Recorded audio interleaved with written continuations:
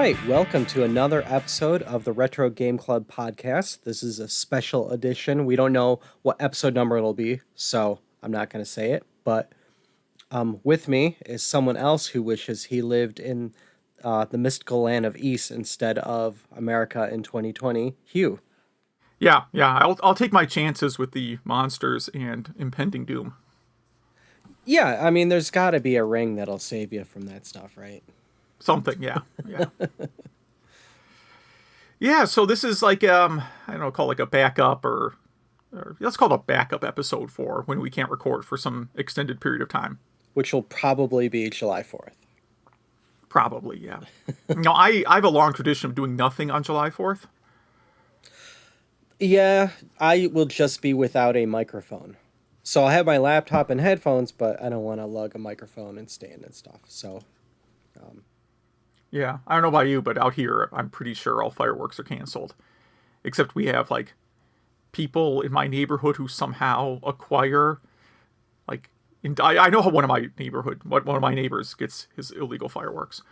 But we have a lot of people in my neighborhood who have, like, industrial fireworks, like, in their home. yeah, we have that also. And I don't even know if it's a Midwest thing. I feel like it's like a Illinois, Ohio, Indiana, Michigan thing. And I blame Indiana. Yeah. Yeah, so my neighbor that gets the crazy fireworks, this is not a joke, he claims to be mayor of a fictional town to then buy them from a distributor. That's awesome. Yeah, so he's not driving to Indiana. He's getting them from, like, someone that thinks they're selling to a town. Now, this person, of course, knows they're not selling to a town. Right? Everybody's in on the con. Yeah. But they have deniability. Right. Yeah. Yeah. One day he will blow himself up, and I probably won't feel that bad about it. I can't pinpoint, like, when I was a kid, I used to love fireworks, and at some point I just stopped caring, and then at one point I just started getting annoyed. I don't know. I can't pinpoint which years that happened. Yeah, I mean, I think it's an adulthood thing, and I also think high def television, because you can actually see better displays on your TV now. Yeah, yeah, and you don't get eaten by mosquitoes. Right. But my kids are at the age where they're fascinated by them, so I'm back to watching them. Yeah. Yeah, it's too bad. All right, so for our backup episode, or whatever we're calling this, we're going to talk about the East series, which I think we both played most, if not all, the games. I don't know. Yeah, and just a heads up, we will not be picking new Game Club games or reading emails in this episode. This is strictly East games. Yes, which if you're not interested in, like, if you've already decided this series isn't for you, then I guess you can skip. But if you like this series or don't know much about it, hopefully you will find this episode to be entertaining. So I guess we'll start with a little bit of background for people who have no idea what this series is. So it's an old series. It started in 1987. So I guess, 30th anniversary was pretty recent. Mm-hmm. It's an action RPG. So it's more, I feel like it's more action than RPG, really. I mean, like, stylistically, the graphics and the setting, that kind of stuff are RPG, but it's really kind of more of an action game. The real RPG element is that, like, you gain levels. Like, you fight enemies and you get experience points and gold, which then, you use to gain levels and buy weapons. Right? Yeah. And you have stats. I mean, you have, like, a strength and a defense stat. And in some of the games, you can boost those in other ways than just gaining levels. But it's not an RPG in that you don't have, like, characters of different classes, really. It's not like you have a mage and a cleric and a drow elf or whatever with you, right? Whatever your favorite D&D classes are. The main character is essentially a fighter. And most of the other characters who join you are also, fighting type of characters, just with different weapons. Yeah, we'll get into those in the later East sequels. We could dive into how they actually change. But I should say that for people who have never heard it pronounced out loud, this is the game that's spelled YS. A lot of people just call it Wise. before they've actually heard it pronounced out loud. Yeah, and the first time I heard it pronounced out loud was probably in the TurboGrafx 16 version. Yeah. Right. I think that's true for everyone, or whatever later game. That's where it's pronounced, because like in the intro of that game, it pronounces the title, right? So I probably was calling it Wise up until I played that game. Whatever. It seems like a perfectly logical thing to call it, right? Yeah. Yeah. So should we talk about the common elements? Yeah. So, you know, I have like a few notes here. Like the time period, it's sort of a semi-fictional world. It seems to be set in like the time period of Roman conquest. So like 100 to 150 BC, give or take. And part of that is just by like references. Like there's a group that's essentially called the Roman Empire, and there's like one of the games is set in a region of Africa that at that point the Romans had started attempting to conquer, and like lots of other references to things from that time period. It seems to be set in essentially like that region of the world in that time period, except there's also like magic, and it's not really then. Exactly. Yeah. They just pull some elements from then. Yeah.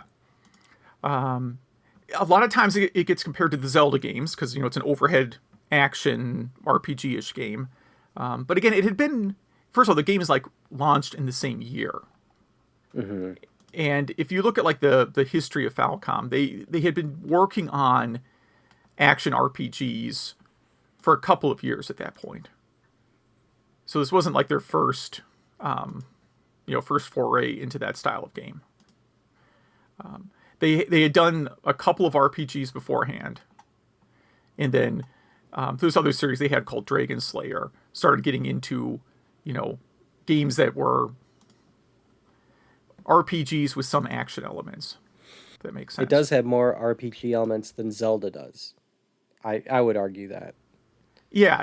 Again, because there's actually like Zelda, you don't gain levels in any of the games. There'd certainly be a weird Zelda game if Link had to level up. It would kind of not feel like a Zelda game at that point. So then the other kind of interesting thing is, the East games are developed by Falcom, which is a Japanese company. They have no American division. There's actually, if you look at like the credits for East games, there are still people who worked on the first game that have worked on like the last games. That's crazy. It is, yeah. So I was just looking at I finished the East 4 remake recently, and I noticed that one of the directors, I gotta like make sure I get the name right. I probably should have written this down. You can edit this part while I try and get the names. So the project coordinator was Miko Ishikawa, which I'm sure I mispronounced. And they were also one of the composers on the very first game in 1987. Wow. And if you look, you can see they've worked on more or less every game in the series in some role. But that's the thing, like it's a small company and a small number of people have kind of worked on a number of projects. Now the two like lead developers on the first East game then went on to do, the Soul Blazer, Terranigma. What's the third game in that series? Illusion of Gaia. That trilogy of games on the Super Nintendo are like the two coders of the first East game. If you're into games, I actually haven't played those. Those are like on my list of shame. I was going to say, yeah, I should check those out. Yeah, because they would definitely be games I would like, but I just haven't gotten into them. But anyhow, so yeah, Falcom's a developer. Now Falcom is primarily a PC developer. They right, that's their they really refer to themselves as a PC developer. And so, like, the console ports are usually done by different companies. There's not, like, one company that does console ports for them. Like, every 3 or 4 years, it's a different company that's doing it. And the U.S. localization is, as I put in the notes here, all over the place. Like, you can find, 7 or so games have been localized for the U.S., and it's almost 7 different companies. So it's just kind of a mess, and there's a lot of inconsistency because of it. So like the games, even though there's like 9 of them now, they're all independent games. Like there's not a continuous, except for part 1 and 2 are like a continuous story, and then all the other games are independent. But there will be like, references, just like passing references to things that happened in earlier games. Mm-hmm. But sometimes because of the translations, these things don't connect correctly. Right? Like they'll reference something in one game, but the translator in the previous translator called that person or city something else. So now it doesn't make any sense. Oh, I don't know if I've ever picked up on that. Yeah. Yeah, there's a couple, and some are kind of minor, but like the Hudson translation of East 1 and 2 changed a lot of names. So if you played that one, like you meet characters from East 1 and 2, like in East 6, you meet one of those characters and he has a completely different name.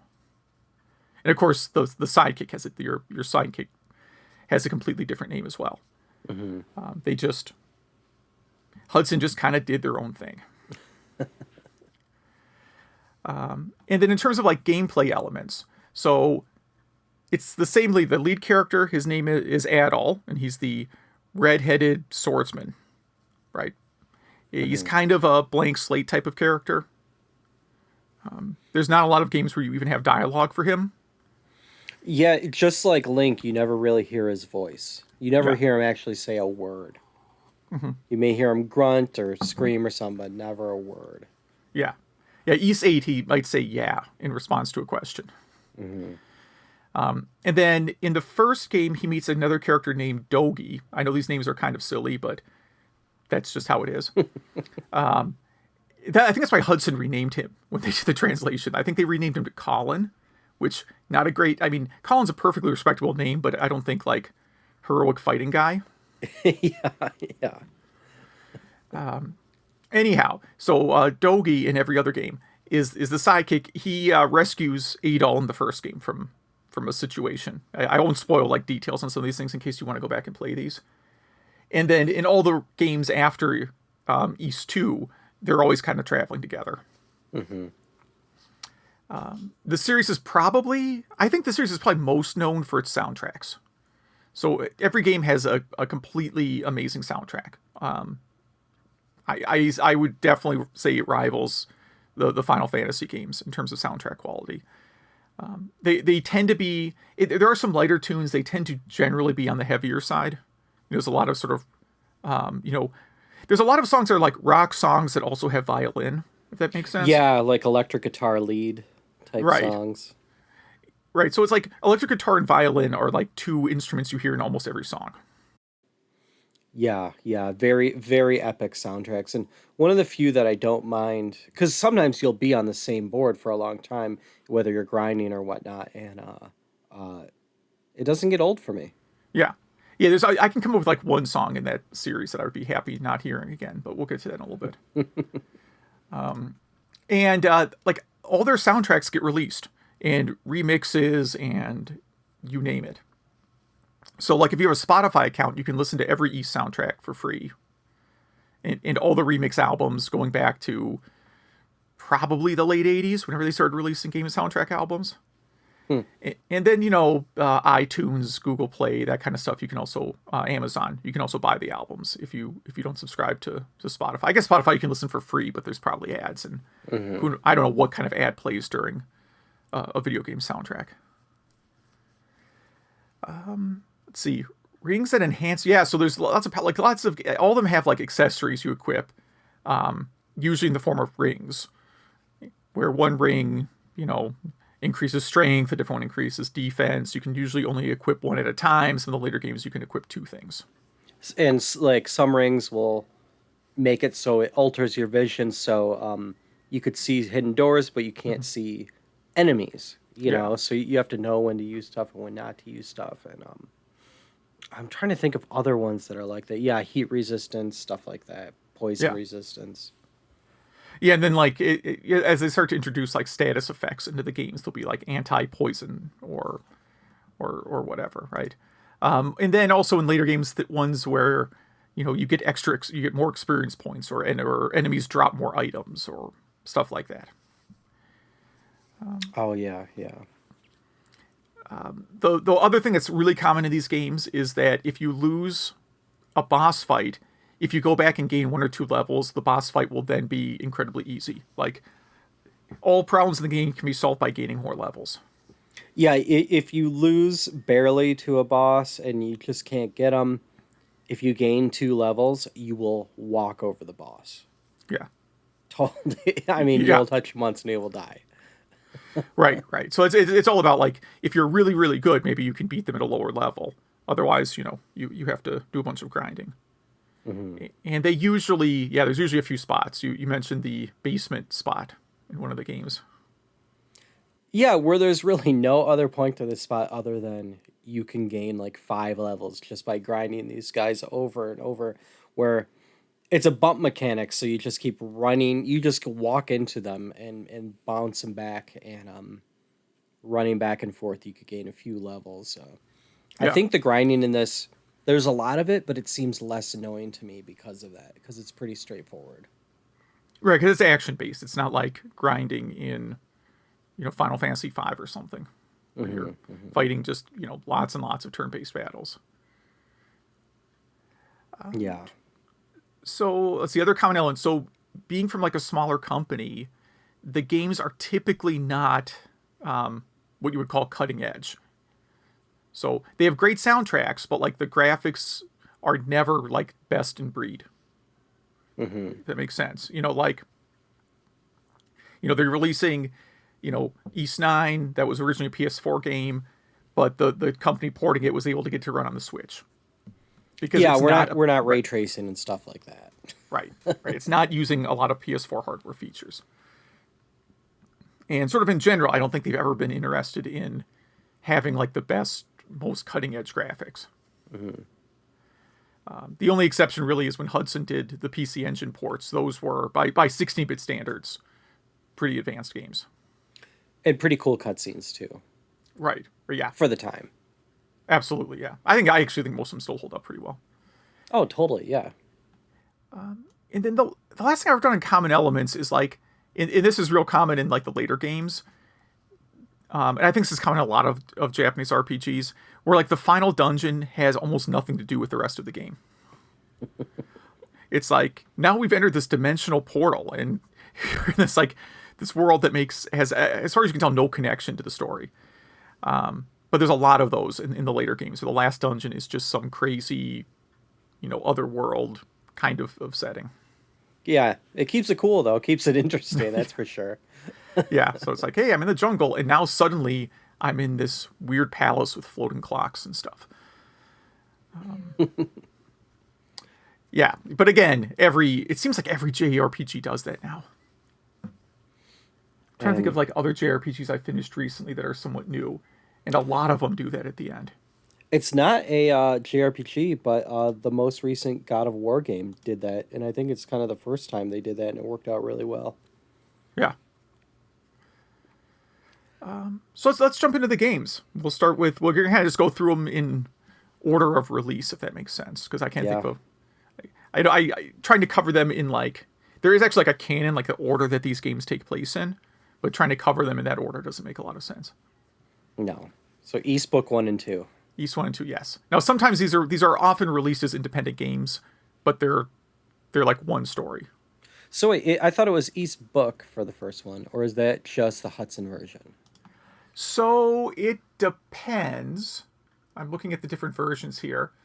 So yeah, they call it books, like the DS version still calls it books 1 and 2. The later releases call it like chronicles instead of books. Okay. So I think Hudson is using the correct name, where it's book 1 and 2 is what they called it. Okay. Whereas part 3, I don't think is ever called East Book 3. At least I don't think I have a version of it. I don't have a version of it that says that. I think you're right. Yeah. So this is the game that first introduced, the play style, which is what I'll call the bump mechanic. So, like, because again, this was like a new genre, and Zelda hadn't really like set the bar yet for how these games are supposed to work, because this was developed the same time as Zelda. So instead of like swinging your sword, you're literally like bumping into enemies, and you have to basically, whether you damage the enemy or you take damage depends on what angle you hit the enemy at. Do you think I described It, that right? yeah, and also not only angle like right, left, or up or down, it's also it sometimes feel like if you're head on or slightly off of the character, so like your sword or shield would hit them instead of right on. That might be psychological to me though. Yeah, you if you hit them completely straight on, you almost certainly are going to get damaged. Yeah, yeah. But then, of course, level comes into play. So, like, once you're high enough level in this game, some of the enemies can't harm you anymore. We should mention that this is also called East Vanished, right? Ancient East Vanished. Yeah, it gets called that too. That reminds me, by the way, one of the other common elements is the experience point system. So, like, every time you gain a level, the number of experience points you get from enemies gets cut. In the first game, it's like in half, and then later games, it's you know, it's there's like a ratio more. It's 10% or 20%, and that's essentially so like enemies at the beginning of the game might give you 5 experience points, and let's start with 6 because it's easier to work with. And then after you gain to level 2, they now only give you 3 experience points, and then they give you 2 and then 1. And that's why you can only grind so long at a certain spot. Right. That's what's kind of there to prevent. So then, yeah. So part of part of leveling is finding a spot where enemies are still giving you a lot of experience points. And so, what is the basic plot of East Book 1 and 2?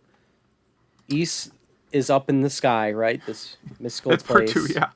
Yeah. I mean, the basic premise is you're this young swordsman that doesn't own a sword, even though your title is swordsman.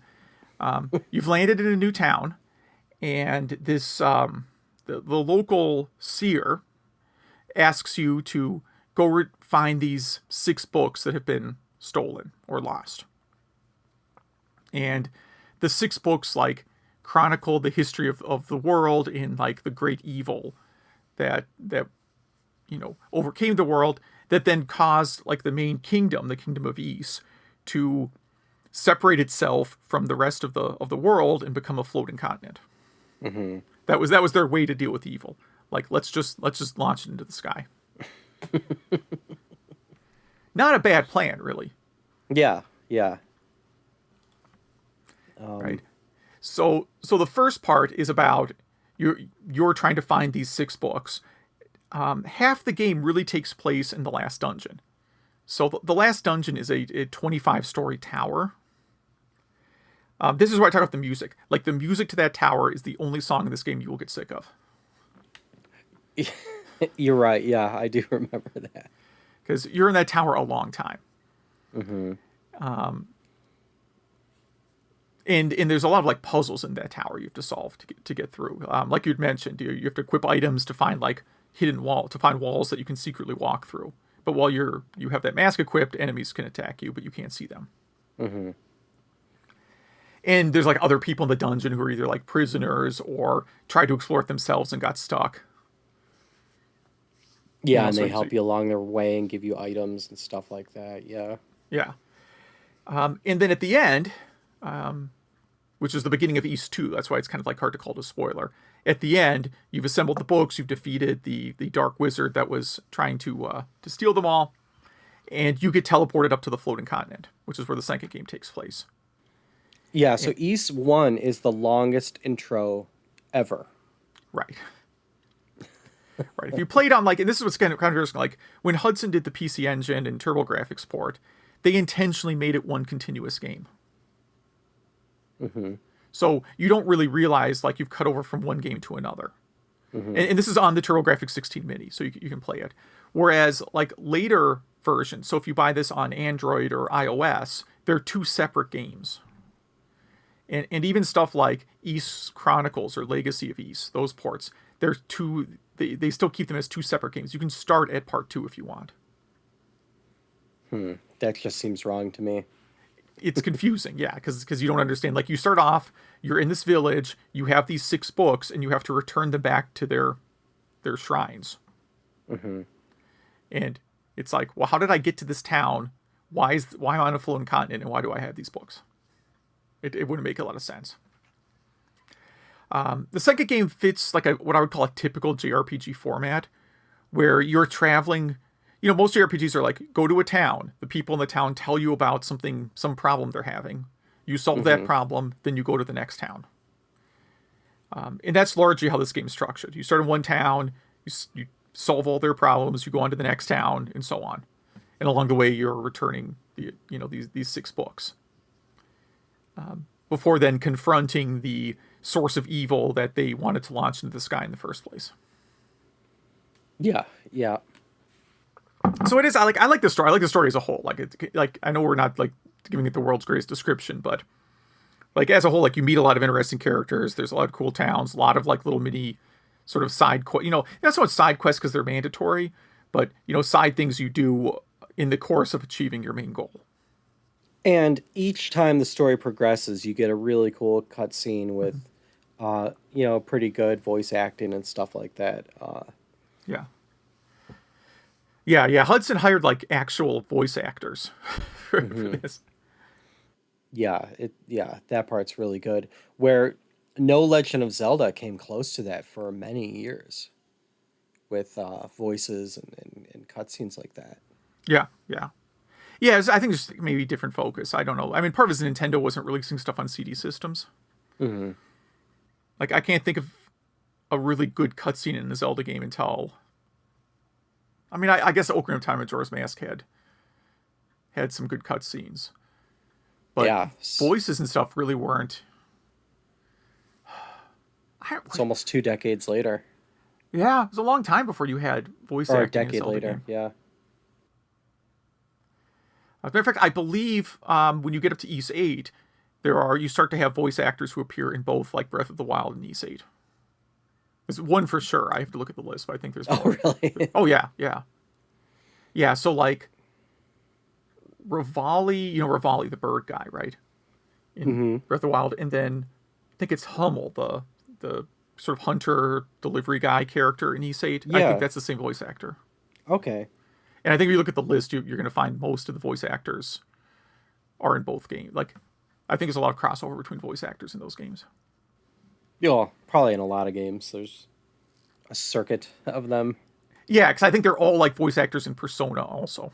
But here's the interesting about Ys 1 and 2. So we've talked all about the PC Engine version. There's a lot of versions.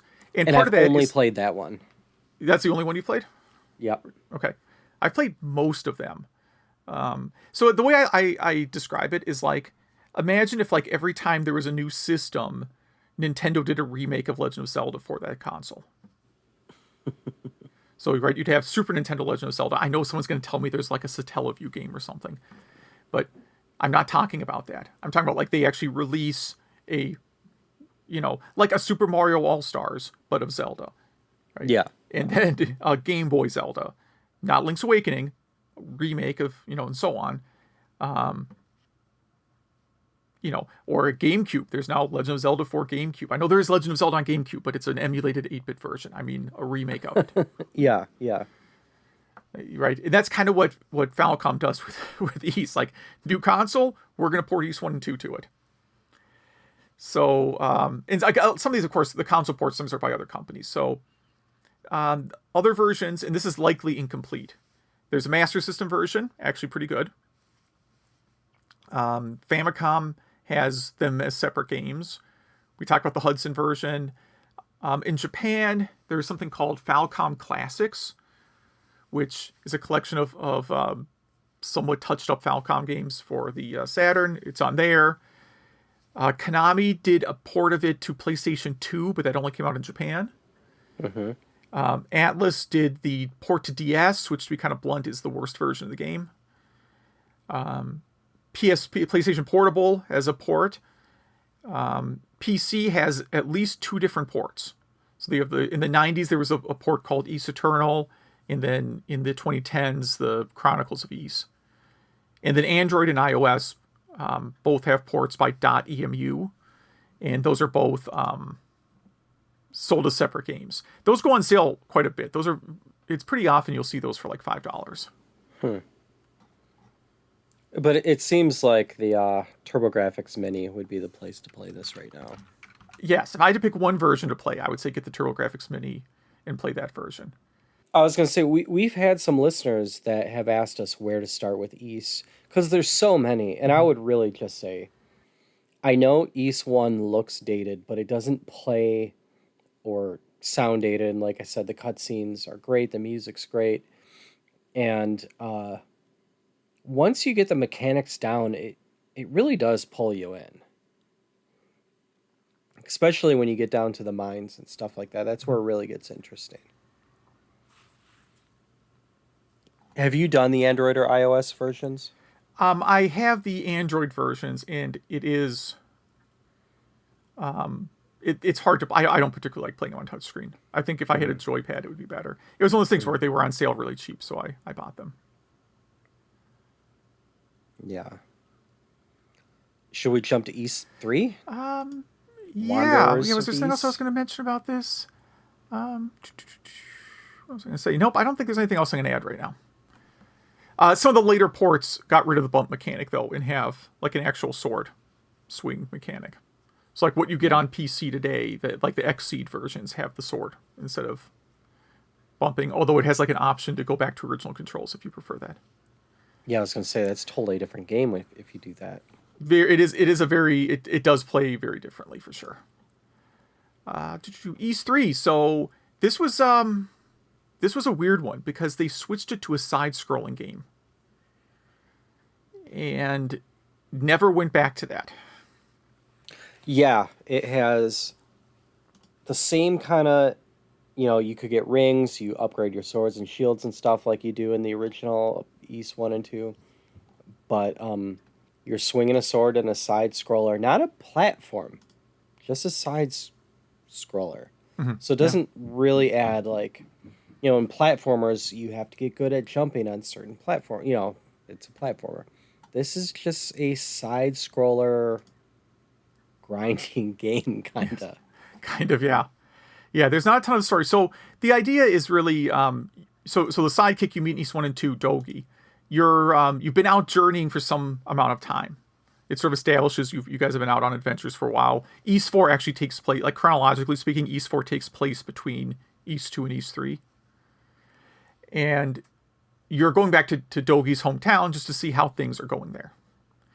And then you stumble into adventure. It starts with like, there's monsters in the mine and miners are trapped. So then, you go charging into the mine and eventually you uncover like a greater evil plot. Mm-hmm. This has a really outstanding soundtrack. This is way up there in terms of Ys soundtracks. It's definitely on the heavier side. I was going to say this is one of my favorite Ys soundtracks, and it has my favorite intro to all the games. Right, which actually that's one of the like more mellow tracks. Mm-hmm. But I mean, like, even just the way they draw it and stuff like that. The whole intro, I think, is one of the best. The rest of the game, I played through this when I originally, when I had a TurboGrafx 16, when I was a teenager, I had Ys Book 1 and 2 and Ys 3, and I played through them all back then, and I do like Ys 3. A lot of people say they don't like how it side scrolls. I think it's not as good, but I still like it, Yeah, I like it. It's it's not in my top 5 games in the series. No, me neither. It's one I haven't really gone back to play a ton. So there's like 3 different versions here in the US. There's also a Famicom version that we didn't get. But in the US, there's ports for it to Sega Genesis, Super Nintendo, TurboGrafx 16, CD, of course. Mm-hmm. And I think it's completely debatable which one is best. I think there's pros and cons to all of them. Mm-hmm. I'm partial to the TurboGrafx one because, again, you get like cutscenes and better soundtrack. Yeah, the Super Nintendo plays a little bit better, but you don't get all the fun stuff with it. Right. The Super Nintendo one plays better, and the Genesis version's kind of like a better balance of play control and, I don't know, sound quality. out of all the games, if you're getting into the East series, I would say obviously start with 1 and 2, but this is the one I would say. And then watch a playthrough of the TurboGrafx 16 version of this. Yeah, you could do that and be all right. You mentioned there's parallax scrolling on the TurboGrafx 16 version. Yeah, so many people used to argue that the Genesis was better than TurboGrafx because it is literally not possible with the TurboGrafx hardware to have parallax scrolling. And this is one of at least 2 games I could think of that has real parallax scrolling in it on the TurboGrafx. So does the extra hardware with the CD help with that? I know it adds more RAM, so it might. But the other game I'm thinking of that has parallax scrolling, that the name of the game is eluding me right now. I could see it in my brain, but that is not a CD game. Okay. Every game I'm thinking of off the top of my head is a CD game. Yeah, I'm gonna look into that. All right. We're not doing a parallax scrolling episode. And then for No. essentially, if you're a US gamer who mostly buys like the major winning consoles, if you will, this is probably like the last East game you were aware of until maybe 6 or 8 came out. Mm-hmm. So there's a big gap in terms of US ports at this point. Yeah, and really, I mean, at that point, we should probably just jump to East 4, right? Yeah. There's not much more to talk about East 3.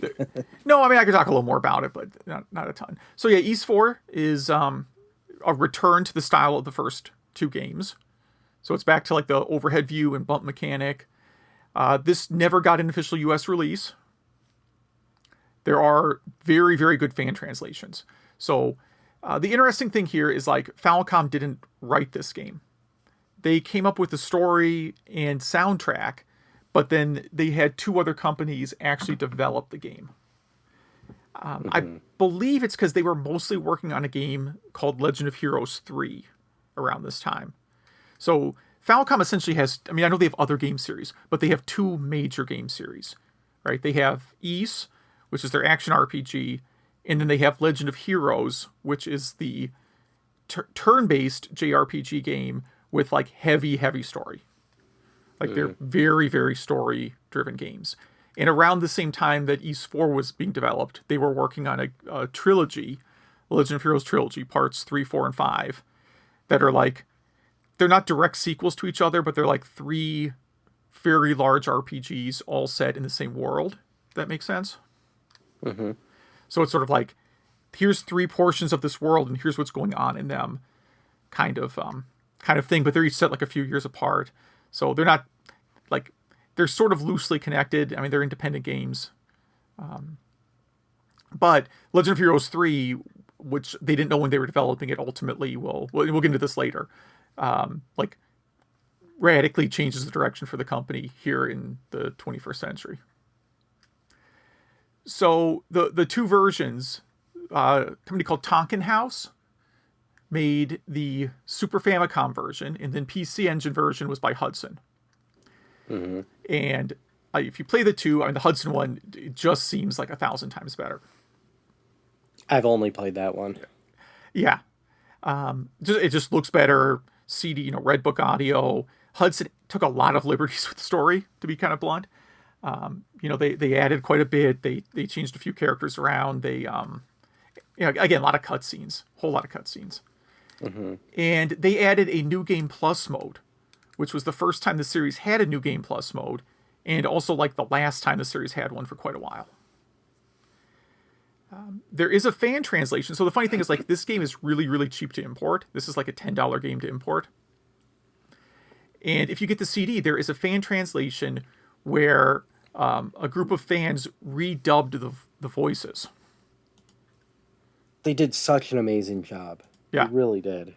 Yeah, literally for people in their free time, not professional voice actors and actresses, they did great.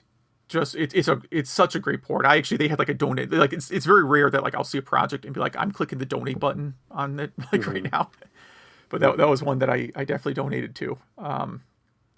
This is my favorite of the 8/16-bit era games.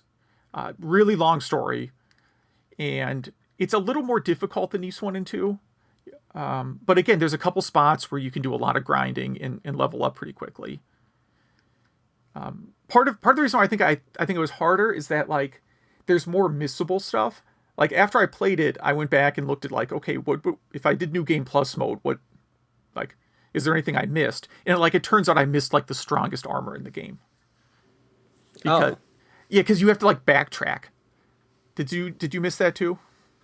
So I started, and we talked about this very briefly a lot like a year ago. Yeah. I started playing through this for the first time. I downloaded the patch, but have been playing in RetroArch. Well, 3/4 of the way through the game, I had to pause the game, and then I ended up never coming back downstairs. You know, something for the kids or whatever, and then got distracted for the rest of the day. Well, RetroArch froze, and there's a bug in the code where, not a bug, just in RetroArch, not the best idea, which was your game saves don't save until you quit the game. So it doesn't actually save to the hard drive. So that happened to me twice in a row. So I just said, screw it, and stopped playing it. Well, I just picked it up again this weekend. Okay. So back to that 3/4 spot, and I'll probably be updating everyone in an episode or two. Okay. But anyway. But yeah, so apparently there's a spot you can backtrack to get like the most powerful gear in the game, which is totally missable because there's no like it does. I don't remember the game giving me any indication I should go back to this area. Like they don't say, yeah, because usually they'll say like either you'll just end up finding it meaning a sword or armor or something because you have to go buy it, or if you backtrack in these games, almost always someone will tell you about it, like, hey, I left this thing in this place. Right. But they don't do that in this one. Yeah, if they do, I just missed it. I should go check. I just know that there's like I just know I missed it. Yeah.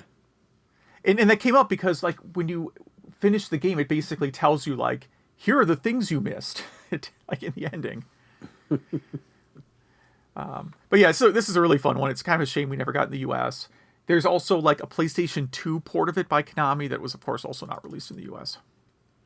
Is it updated at all? You know, it's basically a upgraded version of the Super Famicom version. Ooh. So it's not based on the Hudson version as far as... Even though... Wow. Wait, when did Konami buy Hudson? That would be weird now that I think about it. If it's based on the Super... It actually wouldn't be that weird.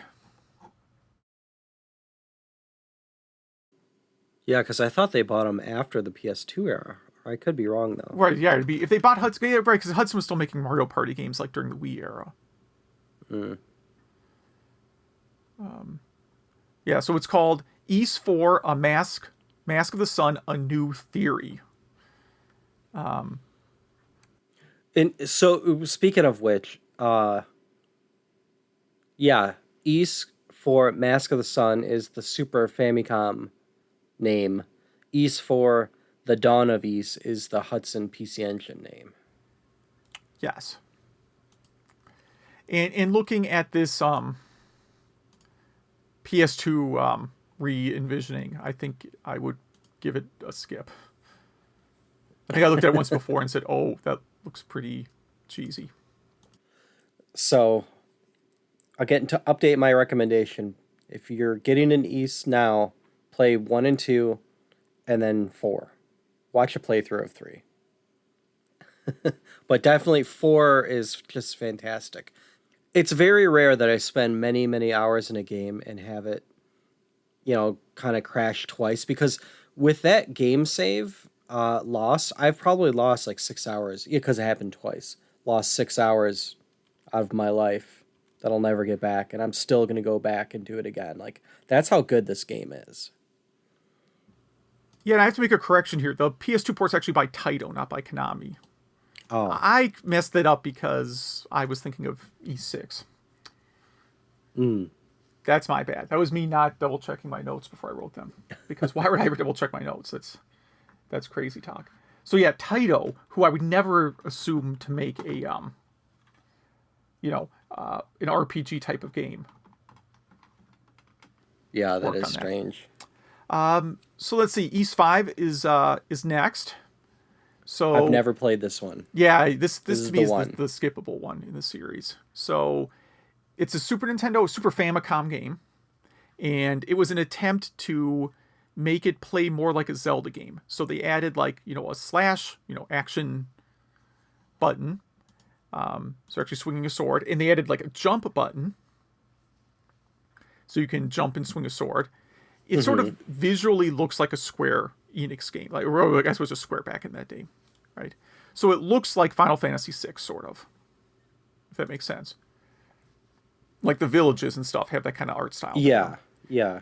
The controls are really bad. I played up to the second boss, and I just gave up. I could not, like, the controls are they're just bad. Like, I understand what they were trying to do. They're trying to reinvent the game to not use what was now an outdated mechanic, but they didn't really succeed here. And the sound, again, great soundtrack. And there's like, if you go out to Spotify or wherever, there's something called like East 5 orchestral version. It's amazing soundtrack. Like, that is one of my favorite game CDs, period. The game itself, I just could not get into. Maybe if I could just do like a save state hack where I started off like at maximum level so I didn't have to do that much combat, I would like it better. Now, apparently I'm the only person who felt this way about the game, because in Japan, people complained the game was too easy. So they released a second version of the game called Expert Edition, which is a harder version of the game. Yeah. And of course, this, in terms of like new elements it's adding to the series, like, I think from here on out, every Ys game has a difficulty setting. So like That you can change during gameplay. yeah, you can turn it down during gameplay. You can't turn it back up.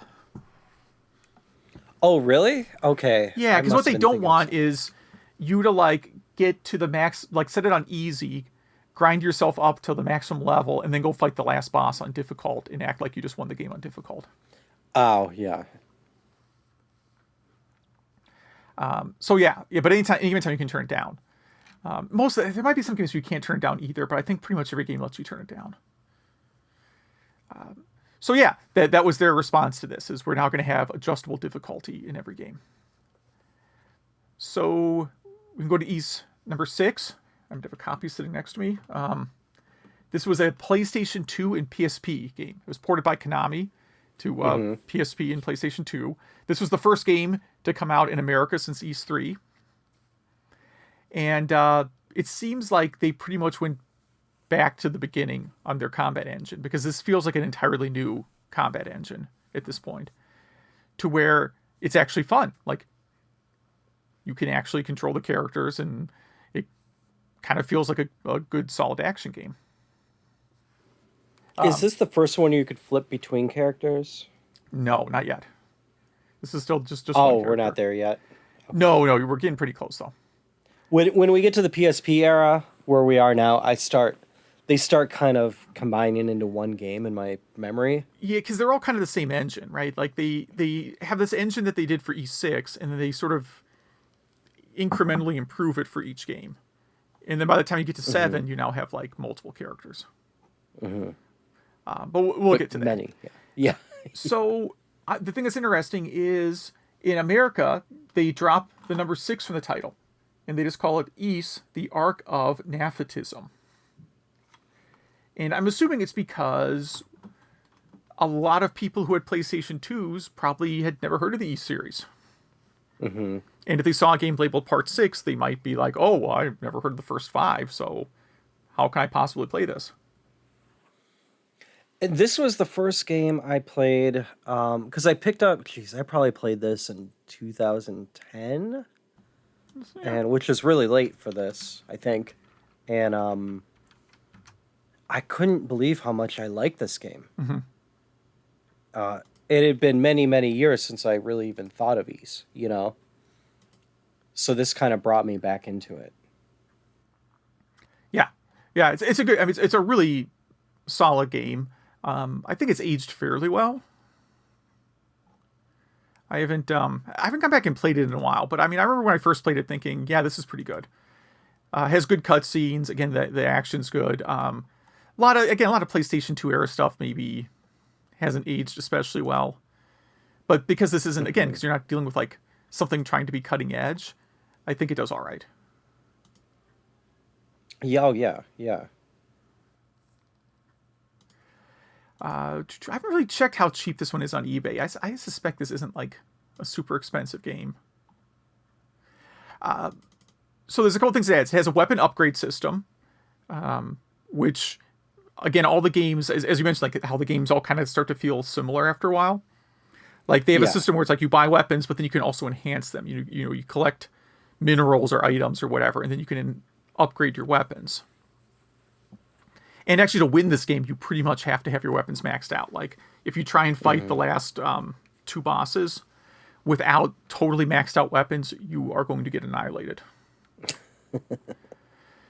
And at this point, you've established like we have the main character in Adol and his sidekick Dogi, and you have to figure out like how do these guys get into peril? Like they've just saved the world multiple times. So E6, it's a shipwreck. They're out sailing because they're always traveling by ship, and it's a shipwreck, and that's how they become separated. And Adol loses all of the awesome weapons and Mask of the Sun and all the other like gear he had the entire time. Which there's a few shipwrecks in this series, aren't there? Yes, it's a convenient way to, get rid of all the powerful equipment from the previous game. Yeah, yeah. Now the ocean is just stocked up with legendary weapons. Yes, that will be the plot of East 10, perhaps. There'll be like a Wind Waker thing where you have like the grappling hook, where you're on the boat and you have to go fishing for treasure.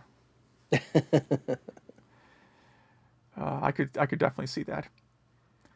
And then next game they did was Ys: The Oath in Felghana, which is a remake of Ys 3, but in the Ys 6 engine. Hope that makes sense. So it's the same story as Ys 3, but now playing like Ys 6 instead of the old side-scrolling game. I feel like I've played this, You but possibly have? but I think I would have picked up on the East 3 thing. It's the same The part story. that- Yeah. Exactly, yeah. Like, I assume you would have... It's the same music. Like... Yeah, yeah, I definitely played this, yeah. This is currently part of the Steam Summer Sale, it looks like. As I wrote down here, this is the beginning of the Toshihiro Kondo era at Falcom. So this is going to be kind of like confusing. But Toshihiro Kondo is the current CEO of Falcom. And he was the second ever CEO. Like it was the founder of the company, was CEO for a long time, right? And at this point, he is just a script editor on this game. So this is like, I think every video game player's like fantasy is what happened with this guy. So Toshihiro Kondo was a college student who really liked video games. And his actual goal in life was to open an arcade. That was like his dream job. And when he was in college, he really liked the Legend of Heroes games, especially Legend of Heroes Part 3. So I mentioned Legend of Heroes Part 3 earlier. He was a big fan of that game. And he created a fan site for Legend of Heroes 3 in Japan. And Falcom liked this guy's fan site so much, they said, hey, why don't you come run our website? So they hire him to run the website. And since he has to run the website, he gets like advanced copies of all their games, right? Because you have to be able to make a web page about the game, right? Yeah. And he starts giving like design feedback, and they start liking his design feedback. So he starts getting jobs as like, editor on the games and then eventually director on the games. And when the CEO retires, he gets named as the replacement for the CEO. That's amazing. Right. That's kind of how all of us imagine our lives going. But you know, like one day Nintendo's going to listen to this podcast and decide that we should take over the Legend of Zelda series. It kind of is going to, obviously there was a lot of work in between. Like clearly he had to work hard in between. But that, as you'll see, as he gets more influence on the East games, they become more, to be kind of blunt, they become more like a Legend of Heroes game the longer he's in charge of the series. Mm-hmm. Oath and Felghana, has more story than East 3, but it's fundamentally just East 3. If you wanted to play East 3, you'd probably enjoy this version more. Yeah. It also has like a New Game Plus feature. It's kind of limited where you can only carry over a certain number of things based on like what level of difficulty you played the game at, and then how many times you've beaten it. I haven't done the New Game Plus mode for that reason. But this is a good one, and this is a game like it's constantly on sale on Steam. This is included in a lot of like Steam sales. I feel like you could still get this on the PSP store or on PSN. I could be wrong. Oh yeah, I'm sure you can. I always forget that you can still download games from on the PlayStation. My PSP can't connect to the internet anymore. That's weird. No, it's not is it weird. because It's because it doesn't support. It only supports like 802.11a or something. Yeah. Yeah. Like my router literally can't. I can't set up a network on my router that the PSP will connect to. Yeah, I remember that. I actually set up a different router that only had like a few IP addresses in its DHCP just for an old DS and an old PSP. Right. So I don't care. But yeah, it is $14.99 right now, available for PSP and PS Vita. Yeah, well, the Vita has a built-in PSP, Yeah. so it's all the same. Yeah. So $14.99 is a pretty good deal for this game. Definitely. Absolutely, yeah. You will get hours of fun out of this. And it feels like a modern game. I mean, it's not that old, but... Yeah, it feels modern-ish, yeah. It is, for $14.99, it is longer than Final Fantasy VII Remake. I will say that. I think I put in notes here. This is actually not a terrible place to start with the series. If you wanted to start with the East series, but not go back to like 2D, original 2D type games. Yeah. And then E7? E7, yeah. So this is the game you were thinking of. So this is on PSP and PC. I assume you can also still buy it on PSP and Vita. Mm-hmm. So this is really just like the E6. They've upgraded the engine a bit. Weapon upgrade system has been enhanced a bit. The major additions, when you mentioned that you have multiple playable characters now. So your characters now each have a different attack type, which is essentially slash, stab, or crush, I think are the three names. Mm-hmm. So it's either... Yeah, so if the monster has a shell or looks hard, then you're supposed to use Dogi to crush it. Mm-hmm. If it flies... I think you're supposed to use, I forget the third character, the female character's name. And then everything else. If it's furry or a lizard and has legs, then you use Adol. Correct. Adol, Yeah. sorry. Yeah. I always pronounce it wrong. And also, for no reason at all, this, instead of having a number or a Roman numeral, they always spell out 7 for this one. So if you try to Google E7 with a number...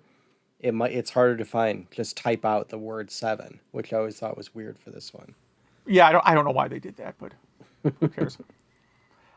In terms of how the characters lose all their amazing equipment, they show up in town and they find a woman being harassed, and they step in, but it turns out that guy's like the mayor or the chief of police or whatever, and they get arrested, and there goes all their awesome gear. Mm-hmm. The story itself is actually kind of a depressing story. Did you play all the way to the end?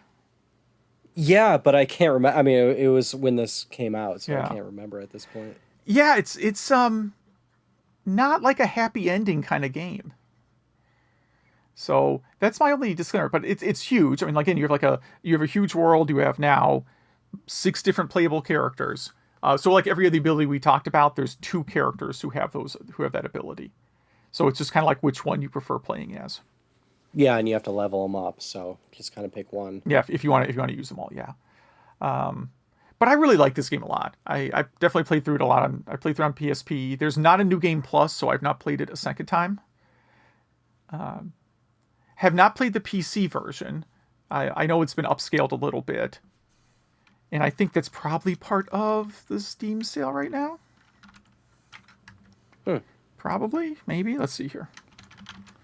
Depending on when this airs, maybe there's a Steam sale. It's currently 40% off on Steam. Wow. Definitely worth it. One thing that's kind of weird is they changed the art style where the characters are more sort of He-Man looking, for lack of a better term. Like Adol is more like, looks more like a buff warrior than he has in previous games, and they revert that pretty quickly, because by Ys 8, he's like, he just is a sort of, he looks like a K-pop star, kind of, like, yeah, like they've made him very pretty, even though he's like a mighty warrior. And I just love how big the bosses are in this one, too. Right. Yeah, they were kind of showing off what they could do graphically, I guess. Mm-hmm. Yeah. And then it also has like the special attack meter. So it has an idea where like you can assign special attacks to different button combinations.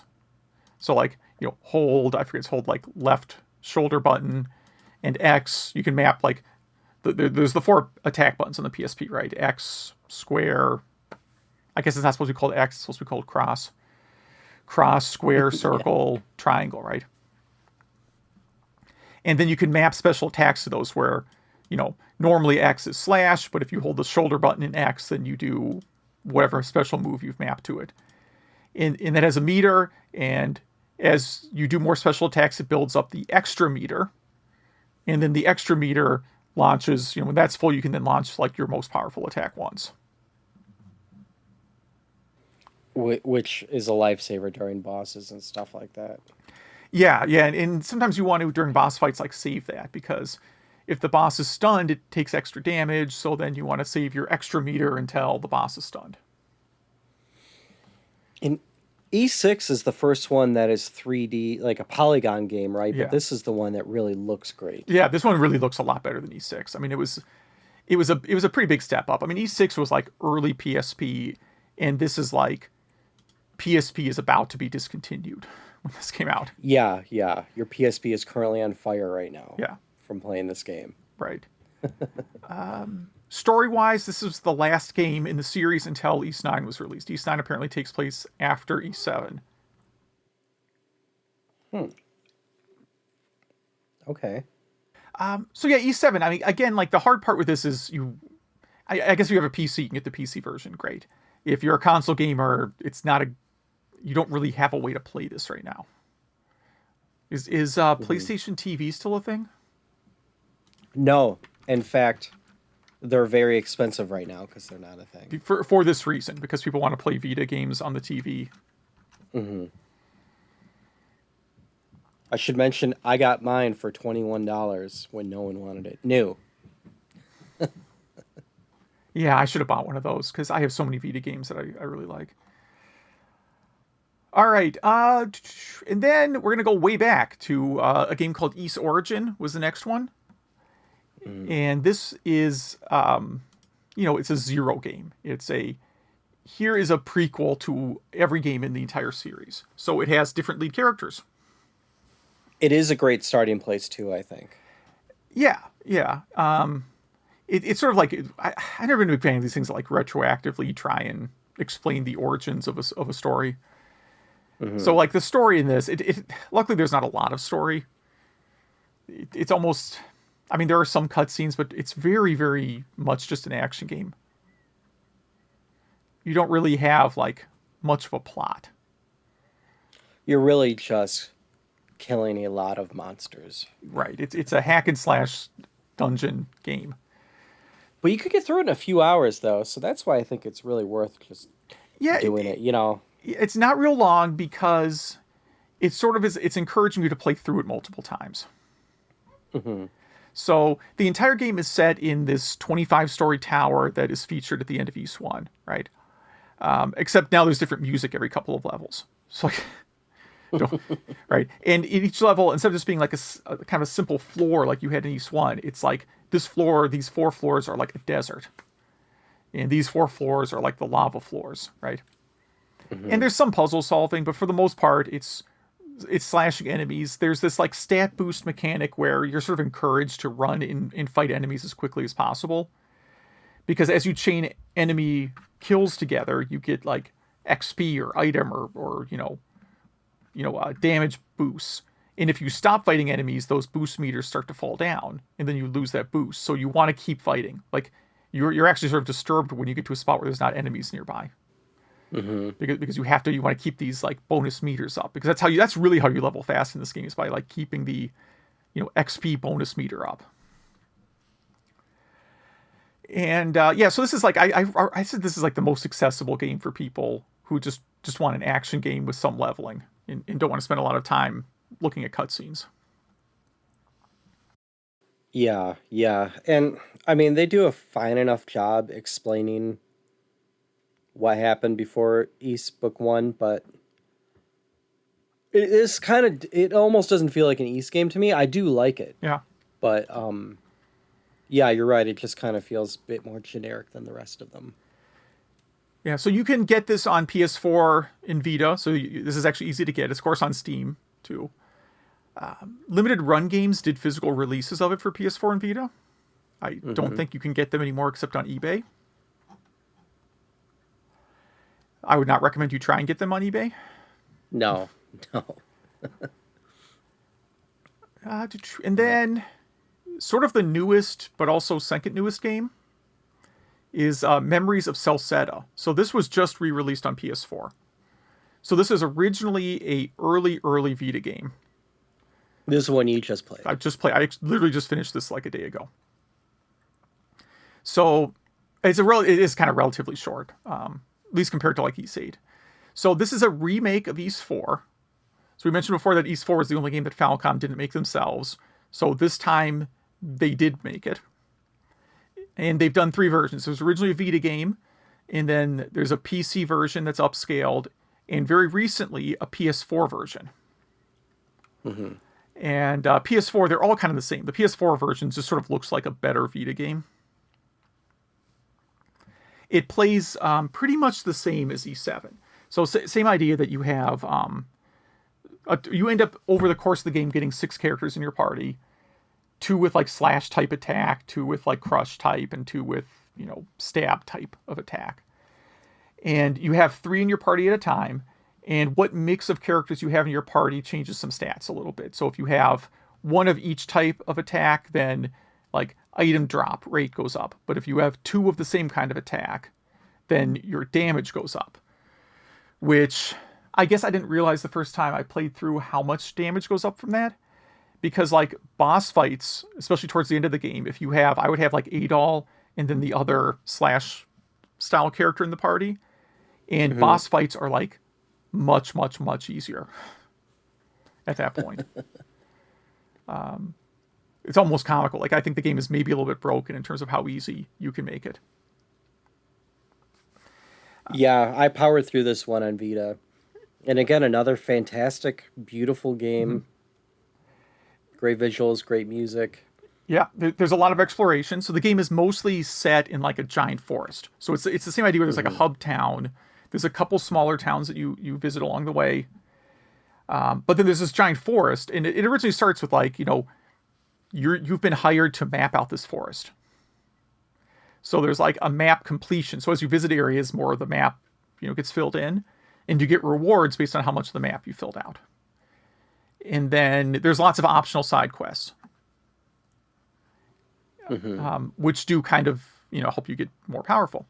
And then it has a new weapon upgrade system, which I played around with the second time I played through it, just recently.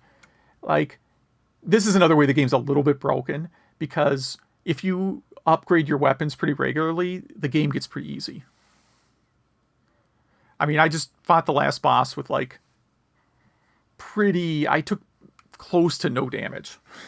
I just like, because it's like, oh, if I just max out my armor, I bet I can't get hit by anything. And that's kind of true. That's funny. Yeah, but I mean, like overall, this was probably my favorite game in the series until Ys 8, and to me it's kind of it's debatable whether I like this one or Ys 8 better. They're both awesome. They're both great games.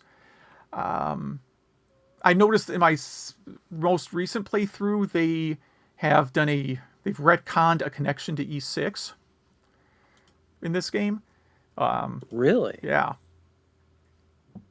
Yeah, they retcon. There's basically the lead villain in E6 comes from a village in East 4.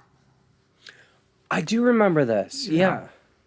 Yeah, they added that in. Because obviously, I don't know. I guess I would have to play the Super Nintendo East 4 to see if that connection's in there too. And has a real New Game Plus mode. That's what I like about this one a lot. And then I mentioned, how like the Legend of Heroes series and the East series start to kind of become similar. The last dungeon in Memories of Celceta is like the exact same art as the kind of main dungeon in a game called Trails in the Sky the Third, which is part of the Legend of Heroes series. And Trails of Cold Steel 2 has a dungeon, like it's the same dungeon in these three games. Like the same, like graphically, it's the same dungeon.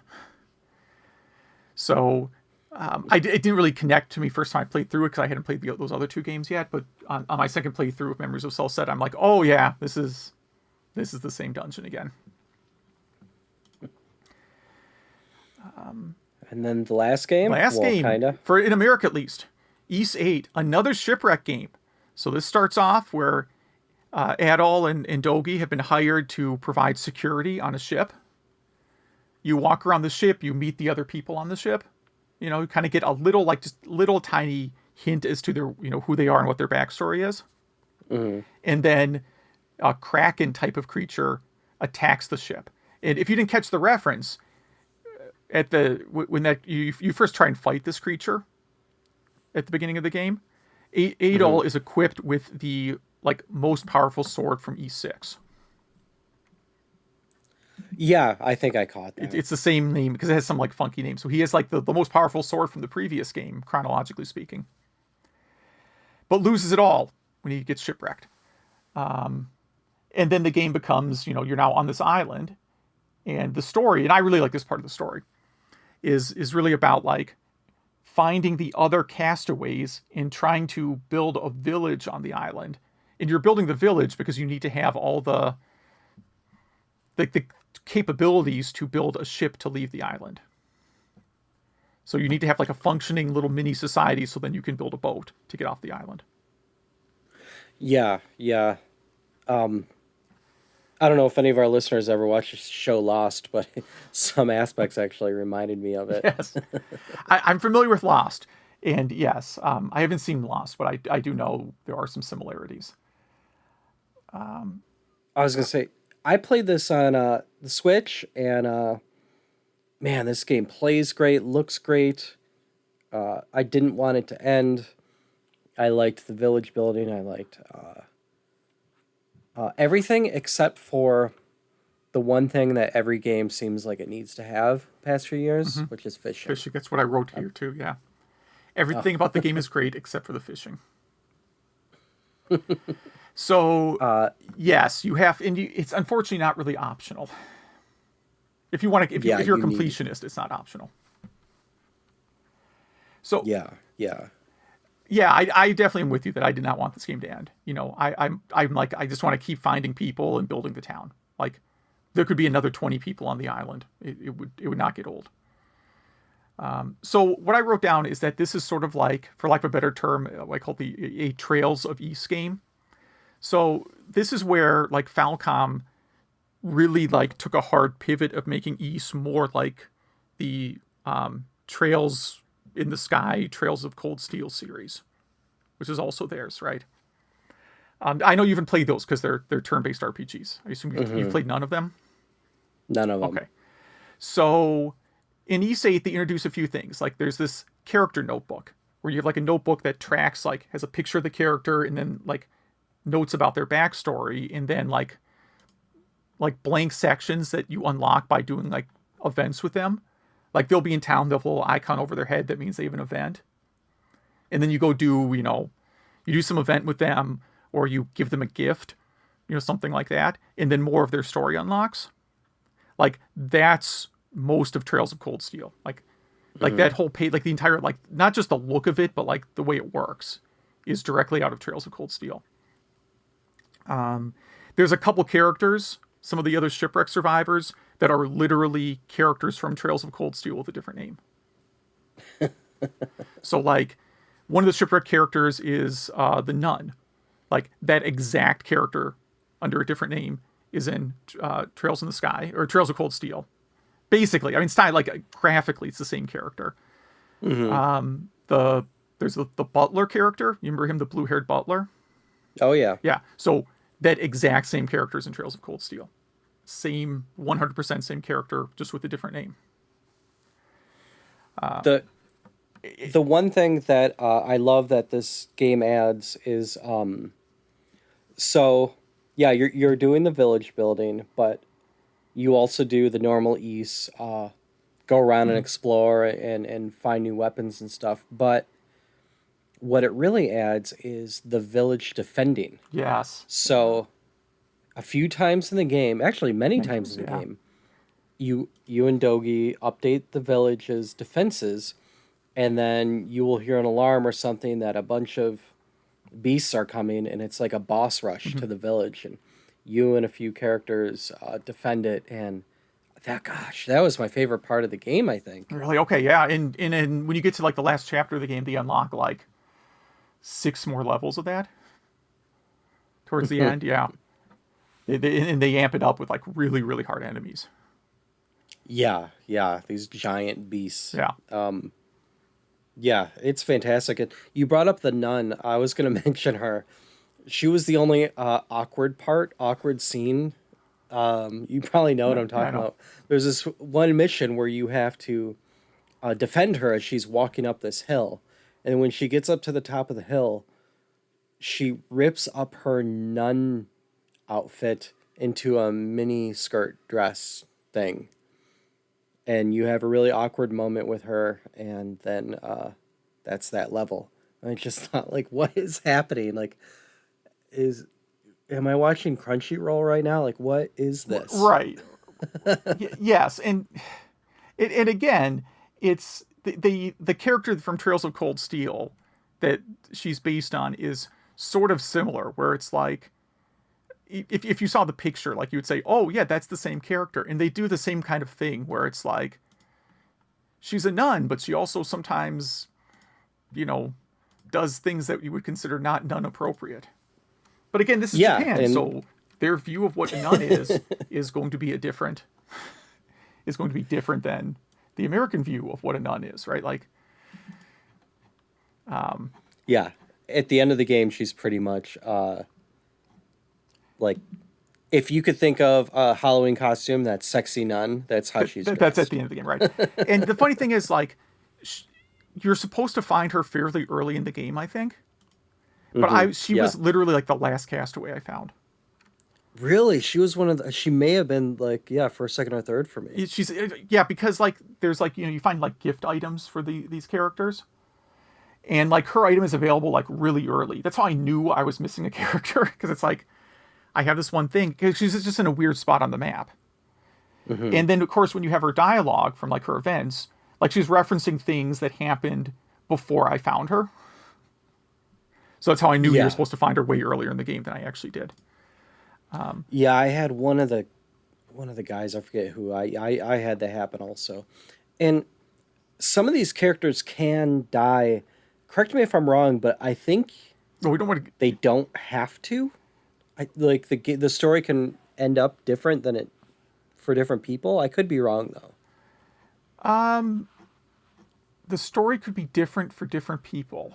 Meaning you can save some people, you can accidentally not save some Well, people. I think I could be you wrong can though. definitely not find people and leave the island with them still stranded on it. I don't know what that does. Like again, like the nun here, I'm pretty sure I could have you know left the game without ever finding her. I don't think Hmm. it does affect the ending, right? For my understandings, I looked it up. There are different endings based on you know whether or not you find all the characters and do you know all their side quests. So like I was sending you links to the two characters that I was thinking of. They're like just again directly 100% lifted. And then there's also real prominent in the Trails games is fishing, which I realized like Falcom didn't invent fishing. I kind of blame Nintendo for creating fishing games, making fishing popular with Ocarina of Time. Hmm. Yeah. Not that they invented the fishing game, just that's where like every other RPG-ish game decided they had to do fishing. But fishing is needed to complete some of the optional quests.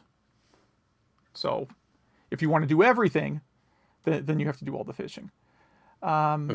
And then there's also a character, this little like cat character named Mishi that you find in a cave. Do you remember this little cat like character? I don't. I have to Google Okay, this. it's the cat that like you give it different food and it gives you items. Oh yeah, Totally yeah, optional. yeah. That's Yeah, that's right. the mascot from the Trails series. And then there's one other character that is definitely very, very, very similar to a character from Trails in the Sky, but I it's a huge plot spoiler if I mention the character, so I won't.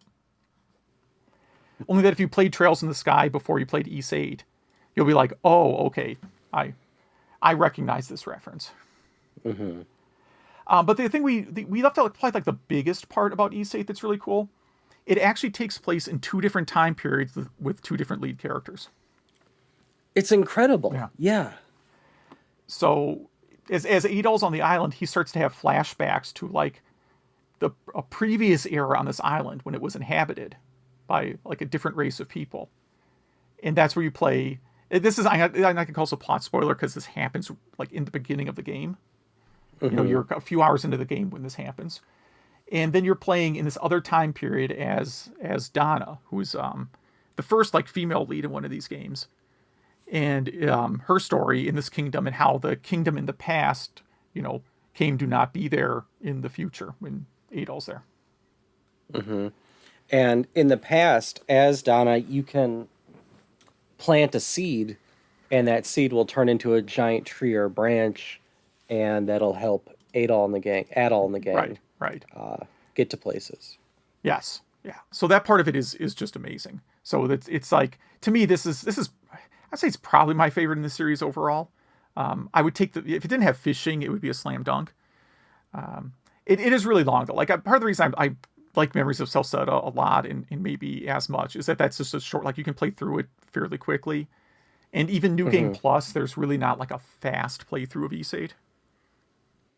Yeah, that's the only reason why I haven't gone through it again because it's hard to express to our listeners like how cool it is jumping back and forth between time and not even just like the great programming that they had to do this with, but like the writing and I just loved this part and I almost want I mean the end of the game doesn't really allow this, but I want like a Donna series. You know what I Right. mean? Like that's how good that part was. Yeah. Yeah. No, you're not going to get that, but I could definitely go for another game in this style.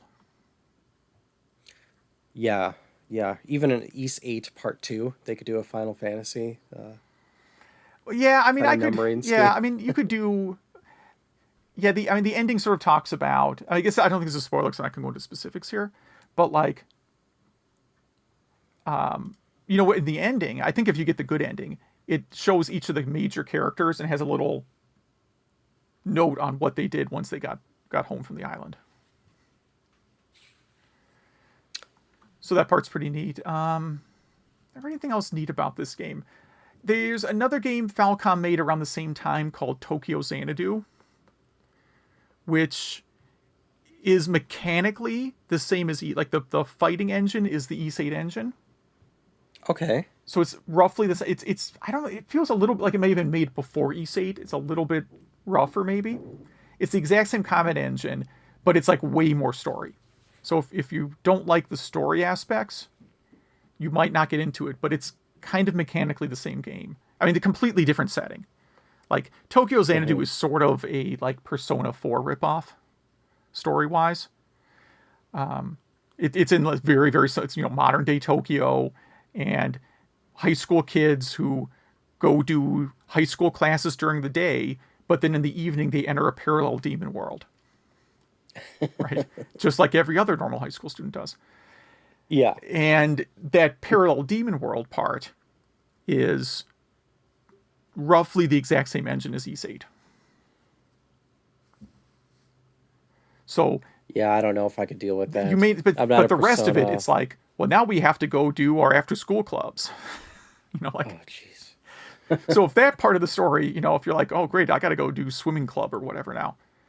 I think, swimming club is Trails of Cold Steel. So it was something like there'd be some other like after school club you have to do, right? Or, oh, one of my friends is moving. I'm going to help him move. And that's like a side quest. Like stuff like that. But again, the combat is East 8 more or less. And my only disclaimer about Tokyo Xanadu is it was ported by Axis. I think that's how you pronounce that company name. The translation on it rivals like 8-bit NES games. It is such a horribly bad translation. I can't believe anyone who speaks English worked on this translation.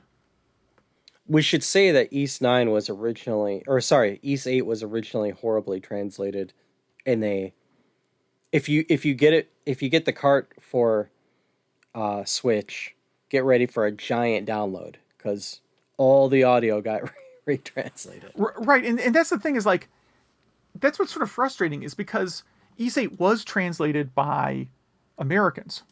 Like, it's being blunt. Mm-hmm. Like, it was an American team that did the translation, and they even had voice actors come in and do the game, but it was horrible. Yeah. Like, they used words that didn't make sense in a lot of situations.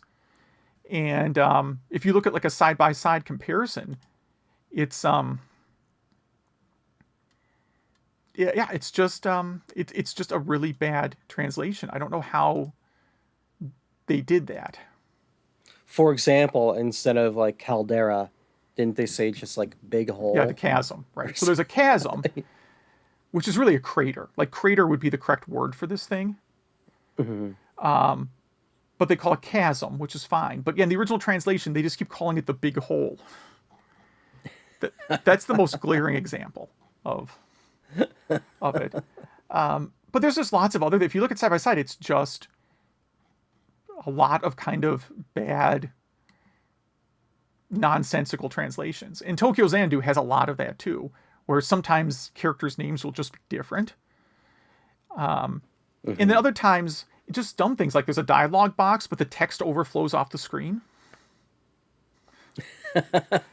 Like they forgot a line break when they were translating it. It was just like a no effort translation.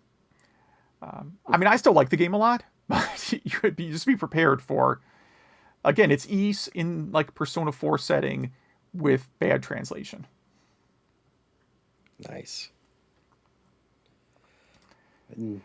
Pretty soon, hopefully, in 2021, we get one more game. Yeah, so then last up, we'll close it up with Ys 9. So this was just announced in the past week. So NIS America, who did the Ys 8 port, including the bad translation Ys 8 port, are bringing Ys 9 over to America for PS4 and Switch. I don't think at the same time. I think PS4 is going to be first. Keep in mind, like there is no Switch version of Ys 9 today. So they're doing the port, the downgrade, if you will, to Switch. Mm-hmm. Just like Ys 8, there was no Switch version. They did the port of that also. And how long has this been out in Japan? A long time? 2 years, probably. That's about average of a wait for these games. Yeah. Now, this looks fantastic also. It looks like they add a wall running mechanic. which you sort of have in Celceta a little bit. A little bit, Yeah. yeah. It looks, But yeah, you start out as a prisoner in a giant prison. yeah, yeah. So I think they're doing like the sort of. So okay, hold on. It came out in Japan on September 26th, 2019. So to get an announcement 18 months later is actually pretty quick by East standards. It'll come out for the PS4 after the PS5 launches. Yeah, yeah, that's true. Not too uncommon though. I mean, the Vita version of Ys 8 came out after the Vita was sort of, near its last legs.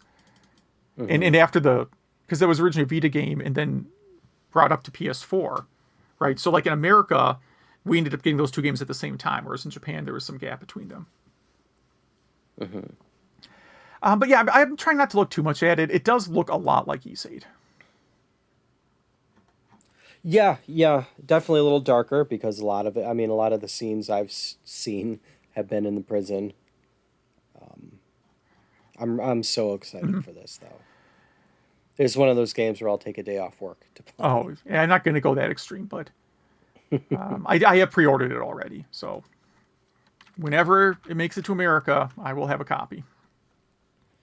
So any East closing thoughts? Yeah, I mean, I would say if you are only going to play, if after listening to this you're only going to play one game ever, you should probably get Ys 8 because I think that has the most content. And if you just want something though that is purely like low story, then you probably want to go back to Ys Origin. Like if Ys 8 sounds like too much story, like, oh, I got to find all these people and then I got to do side quests. I got to escort this nun up a hill for some reason. Again, there's side quests like that for like every character in the game. Some of them are kind of silly. I think the quest you referenced was the nun wants to offer a prayer from like from some high peak, for for the town safety or whatever. So they like some of the side quests are a little bit silly like that, but a lot of them are really good too. Yeah, a lot of we need this ingredient for something. Or yeah, you're running around trying to find ingredients so you can make. I forget what you can make in that game. Well, not you, Yeah. but the other characters. Right. I mean, some of it is like you're running quests because there's like like one of their castaways. Luckily, this ship happens to have like a blacksmith and someone who's good at cooking and someone who's good at tailoring clothes, right? By coincidence, all these different jobs happen to be on this ship in the first place. Yeah. So, a lot of it is finding stuff for them. Like, oh, if you find this thing, then I can make you better weapons. And who's the rich guy who plays the millionaire in Gilligan's Island? Right. It's pretty much the same thing. Right. I would also mention that character is also lifted from the Trails series, except it's like such a common archetype that it really isn't. Yeah. The big kind of fat, useless rich guy. I would definitely say about Ys, Ys 1 through 4 are like its own set. 5 never happened, and like 6 starts to be modern, and they kind of I lump all those games together, 6 and up. Yeah. So I would agree with you. If you're gonna play just one game, and you want something modern and a good story, definitely go there. But I really urge our listeners to go back to Ys Book 1 and 2 and at least get through. If you get through Ys Book 1, you're gonna want to do 2. You're just gonna. It's really fantastic. And then maybe after that, do Ys 4 if you liked it, and really on from there. I mean, just skip probably 5 and 3. Yeah, I think you can do that.